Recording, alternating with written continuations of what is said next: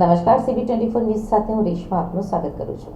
અમદાવાદ ખાતે ગૃહ રાજ્યમંત્રી શ્રી હર્ષ સંઘવીની પ્રોત્સાહક ઉપસ્થિતિમાં અમદાવાદ ટ્રાફિક પોલીસ અને અમદાવાદ ટ્રાફિકના સંયુક્ત ઉપક્રમે યોજાયેલ ટ્રાફિક અંગેની શોર્ટ ફિલ્મ સ્પર્ધાના વિજેતાઓનો સત્કાર સમારોહ યોજાયો હતો.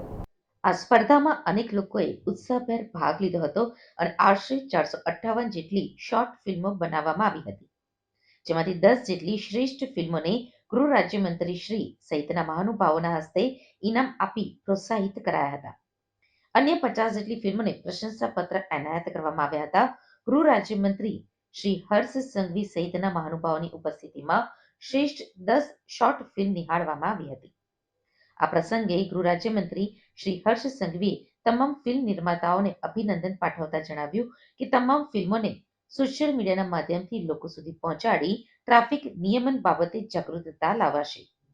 વધુમાં શ્રી સંઘવીએ પોલીસ દ્વારા કરાતી વિવિધ નોંધપાત્ર કામગીરી વિશે પણ જણાવ્યું હતું. આગામી દિવસમાં ટ્રાફિક સમસ્યા અને અકસ્માતો ઘટાડવા હજુ વધુ કડકાઈથી ટ્રાફિક નિયમનનું પાલન કરાવાશે તેવું શ્રી સંઘવીજીએ ઉમેર્યું હતું. તેમણે વધુમાં જણાવ્યું હતું કે રોડ એન્જિનિયરિંગ અને ટ્રાફિક અને અકસ્માત ઘટાડવા સૌથી મહત્વપૂર્ણ બાબત છે. અમદાવાદ ટ્રાફિક પોલીસ દ્વારા કરાયેલ કામગીરીને લઈને આ વર્ષે અકસ્માતોની સંખ્યામાં 25% જેટલો ઘટાડો થયો છે એવું પણ તેમણે ઉમેર્યું હતું. ગૃહ રાજ્યમંત્રી શ્રીએ ટ્રાફિક પોલીસની કામગીરી બિરદાવતા કહ્યું કે અમદાવાદ ટ્રાફિક પોલીસ દ્વારા ટ્રાફિક બાબતે કરાયેલ નોંધપાત્ર કામગીરીના કારણે અકસ્માતોની સંખ્યામાં ઘટાડો થયો છે. તેમણે અમદાવાદ પોલીસ દ્વારા નાઇટ કોમ્બિંગમાં કરાયેલ કામગીરીને પણ બિરદાવી હતી. શ્રી હર્ષ સંઘવીએ ટ્રાફિકના કામોમાં સહયોગ બદલ ટ્રાફિક ટ્રસ્ટના પ્રમુખ શ્રી પંકજ પટેલનો પણ આભાર માન્યો હતો. શોર્ટ ફિલ્મ મેકિંગ સ્પર્ધાના વિજેતાઓને માતબર રોકડ ઇનામી રકમ સાથે પ્રોત્સાહન આપવામાં આવ્યું હતું. પ્રથમ વિજેતાને ₹2 લાખનું રોકડ ઇનામ, દ્વિતીય વિજેતાને ₹1.5 લાખનું રોકડ ઇનામ અને તૃતીય વિજેતાને ₹1 લાખનું રોકડ ઇનામ, જ્યારે અન્ય 7ને ₹10,000 રોકડ ઇનામ આપવામાં આવ્યું હતું. આ પ્રસંગે રાજ્યના પોલીસ મહાનિદેશક શ્રી વિકાસ સહાયે અમદાવાદ પોલીસની ટીમને અભિનંદન આપતા જણાવ્યું કે શહેર પોલીસ દ્વારા ટ્રાફિક નિયંત્રણ બાબતે પ્રશંસનીય કામગીરી કરાઈ રહી છે, જેના પરિણામે અકસ્માત અને ટ્રાફિકની સમસ્યામાં ઘટાડો થયો છે. તેમણે વધુમાં કહ્યું કે આજના સમયમાં ટ્રાફિક નિયમનો બાબતે તમામ લોકોમાં જાગૃતિ આવે ખૂબ જ જરૂરી છે. શ્રી વિકાસ સહાયે ટ્રાફિક જાગૃતતાના આ પ્રકારના કાર્યક્રમના આયોજનને લઈને પોલીસ કમિશનર શ્રી GS મલિકને પણ અભિનંદન પાઠવ્યા હતા. આ પ્રસંગે નાયબ traffic police commissioner Shri Safin હસને અમદાવાદ ટ્રાફિક પોલીસ દ્વારા અકસ્માત અને ટ્રાફિક ઘટાડવા કરાયેલ નોંધપાત્ર કામગીરી વિશે સૌને વાકેફ કર્યા હતા. વધુમાં અમદાવાદ ટ્રાફિક પોલીસ દ્વારા કરાયેલ ટ્રાફિક જાગૃતતાના કાર્યક્રમો વિશે પણ માહિતી આપી હતી.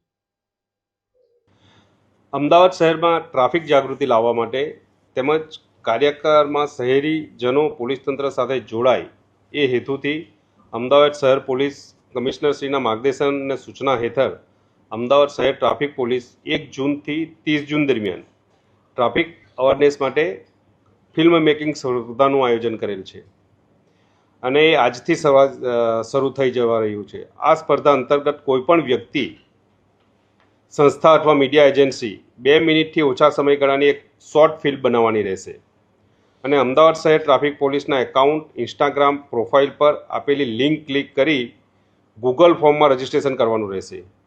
આ રજિસ્ટ્રેશન દરમિયાન ફિલ્મની ગૂગલ ડ્રાઈવ લિંક અપલોડ કરી અને સબમિટ કરવાની રહેશે. આ ફિલ્મ ફિક્શનલ, નોન ફિક્શનલ અથવા મ્યુઝિક ફોર્મેટમાં હોવી જોઈએ.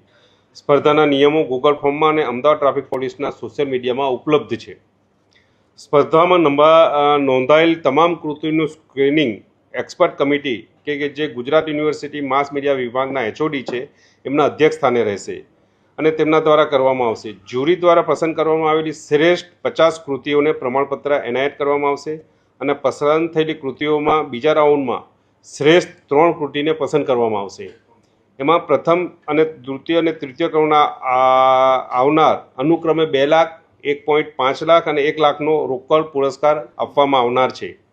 તેમજ અન્ય 7 ઉત્તમ કૃતિને ₹10,000નો પ્રોત્સાહન પુરસ્કાર આપવામાં આવશે. વધુમાં આ શોર્ટ ફિલ્મનો ઉપયોગ અમદાવાદ ટ્રાફિક પોલીસ જાગૃતિ માટે કરવામાં આવનાર છે. ટ્રાફિકના અવેરનેસના જે આપણે જોઈએ છે કે આમ કરવાથી ટ્રાફિકને જે અવેરનેસ થાય છે એ રીતે આપણે એને અવેરનેસ માટેની શોર્ટ ફિલ્મ 2 મિનિટની બનાવવાની છે. એ અંદર નિયમો આપણે જે ફોર્મ આપ ક્લીન કરશો એની અંદર કઈ રીતે બનાવવું છે આખું ડિટેલ ફોર્મ આપેલ છે અને આપણને એમ લાગે કે મારે વિશેષ પૂછપરછ કરવી છે તો અમારા